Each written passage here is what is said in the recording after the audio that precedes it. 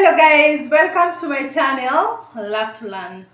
In our video today, I want us to talk about something that is happening right now, and it's a bit sensitive and it's a concern for us women or mothers. And I know you are there as an auntie. It's a concern for all of us. It's been a long time since I did a video due to some various reasons. For you who've been faithful, you are our subscriber, our supporter. We thank you so much. For you who is seeing us for the first time, welcome to this channel. We learn something each time. We want to uplift each other and be the best versions of ourselves. Welcome to this video. Where I am, and I'm in Kenya right now, there's something happening, and it is a rite of passage to our boys. And this is a big concern to mothers. We get so tensed. A time like this last year, I happened to have a boy who had done his class 8, that is completion of primary education.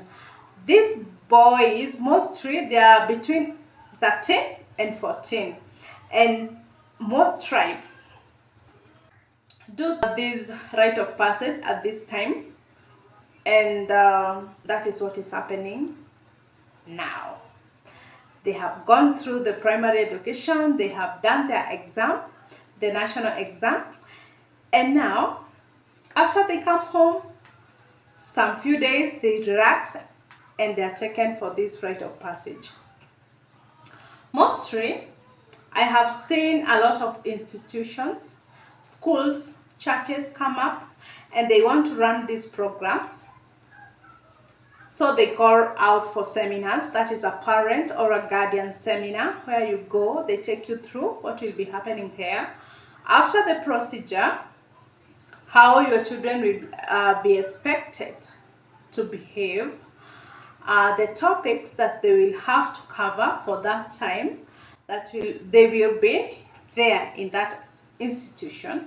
And of course, there is still the traditional way where you take your son to the doctor, the procedure is done, and then you go with him to your home, take care of your son, and until he gets well. So to me, I prefer the first one where there are these caregivers, doctors who check after them every time. There are some programs they're supposed to run for this period of maybe, let's say, 8 to 10 days. And by the time they're coming home, your son is well educated in terms of knowledge. And of course, he's better healed. Maybe not completely healed, but not very sensitive at this time. Now, as women, where we come in, remember these boys or these children grow very fast. Just the other day you gave birth to your son, you're very happy. You breastfed your boy. You see your boy grow from birthday 1 to birthday 12. You've been with him for all this time, this bond, doing homework and a lot of playing here and there, and you are the best of friends. And now this time's come. I felt like I'm being sidelined. Now this is an affair where the father comes in. For those who are single mom, the uncle comes in, and you being a mom, you feel like it is the end of me. I and my son, we are done. And that was my biggest fear then, and that is why I've decided to make this video, and at least to encourage this lady who is feeling maybe the same, who is so anxious, he doesn't know what's happening. You're so worried for your son. How is he going to cope? Is he going to recover? You're so the panic mode, Let me tell you, woman, it's okay to feel whatever you're feeling. This is your boy, this is your son. It's okay to feel. Don't feel guilty like I feel guilty that I'm feeling stressed. No, it's all right. Process your feelings, then recover quickly, because this son need you to be in the right mood, in the right senses, and be praying for him daily. So, mothers, we're here, or aunties. I feel, let me just take you back a little bit. For this institution which offer these services, you find that there is a list of requirements. So already you have gone, bought the requirements, maybe shorts and other personal care items that you are supposed to take together with your son. Then you trust your son to these doctors and this institution. You take him and you leave them there. And mind you, you are not supposed to be the one taking your son. Either you give your son to the father or to an uncle. You go home, wait for your son. And by the way, for those who are doing the tradition or what they used to do earlier, maybe your son had just gone for the procedure and he's here at home. But now he's in another room where maybe it's a no-go zone. Oh my God, how we miss our sons. But we pray for them on daily basis. Now, may I say this? It is very, very important to be in the right mood, right vibration. Okay? This is the best time to be happy, always at home. This is the time to avoid all these fights, all these grudges. You want to be in the best vibration. You want to attract healing. You want to attract happiness. You want to attract everything, you as a mom, because on the other side, all these things are reflecting to your son. So my dear girl, put this worry aside. Yes, we have been concerned. The day has come. The procedure has been done. Put worry aside. Of course, trust God. There is hearing from God. If this God gave you this boy, he has been with this boy from year 1 to year 14 or year 13. Why you get so much worried? There is a God in heaven. He's going to take care of this boy. Of course, you're praying for him. I remember one of the advisors telling us, mostly they are able to tell if a parent maybe are fighting from home. They can tell from the way the son here is reacting. So be peaceful, be happy, because it is reflecting from the other side. I don't know if that is true, but for me, I kept happy from day 1 to day 9. And of course, my son was always happy. The other thing is to pray for your son, of course, as you wait for him. I remember now, after these 9 days, we were supposed to go for them. And there was it's kind of a graduation for the transition from this stage to this stage. One thing that you're supposed to know as a mother, this is your son. Going through circumcision doesn't mean that this boy is a grown-up. No, he's still under your care. You're supposed to give him the best advice. You're supposed to be the best friend, because now the world is opening its eyes like this. Give these children enough time to rest again after they have come home. They are not yet healed. Let them rest, let them eat well, balanced diet, a lot of fruits, a lot of fruits for them to recover. We want them to be strong men, you know. From the institution, you find they are fed very strong food. It's an institution, so there is a lot of discipline. So when my son came, he came home that day, I had prepared the best Food, of course, I'm the mom. I know what he likes most, the goodies, the celebration, everything. So make sure he eats a balanced diet. That is very important. So days went on, healing was coming, and I was feeling good. After that, I remember we had a celebration. This one is optional. You can do it or not do it according to how you like it. I remember this day that I was so happy. I came home and I found my son playing with the sister. She's around 8 years, and they were playing football in the house with a small ball. I was so much grateful because I thought, in your mind, it's like you're feeling like, now I don't know if he will be praying. I don't know if I'll be able to send him to the shop. He's still a small boy. And of course, mothers, this is the time to be a friend to your son and or your daughter. We have said, even if you're punishing or maybe you want to pass through information, can you do it in a better way?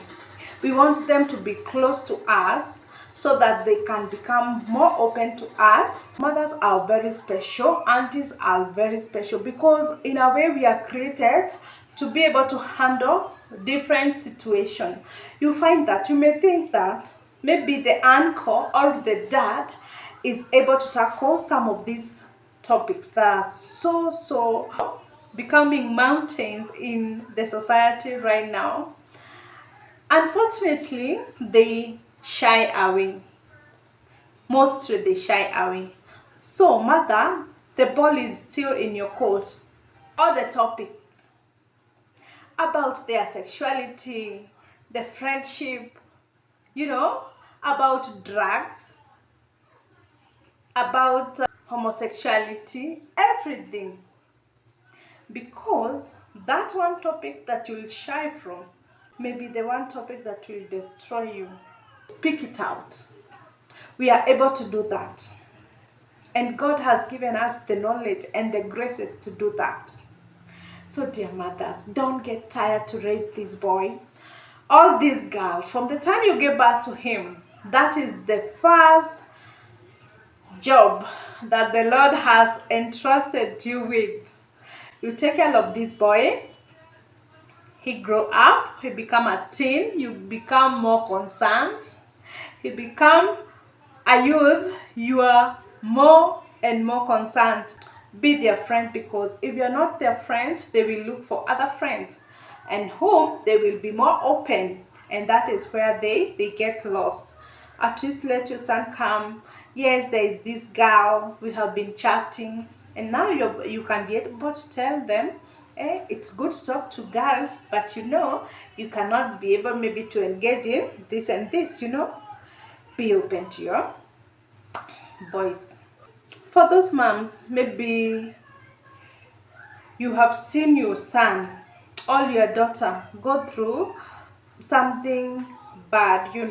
He has maybe joined a group, he is taking drugs, he is doing other things that you may not feel that they are right. There is a God in heaven. Continue praying for your son.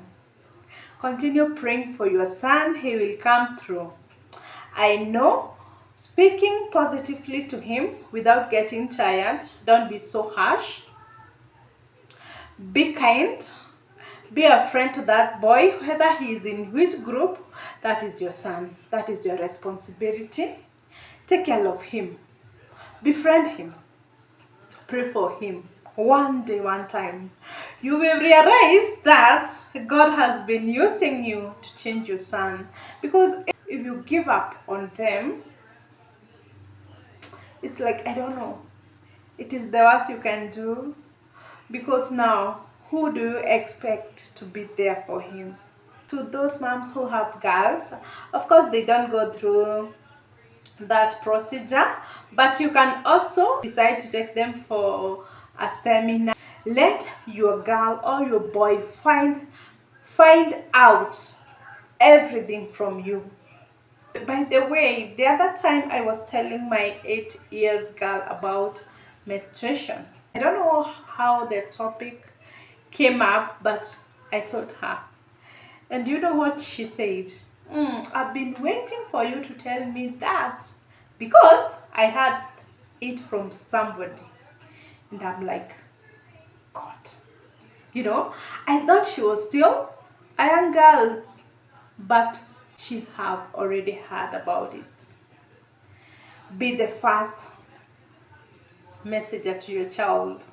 Let them know everything from you. After this now, they join Form 1.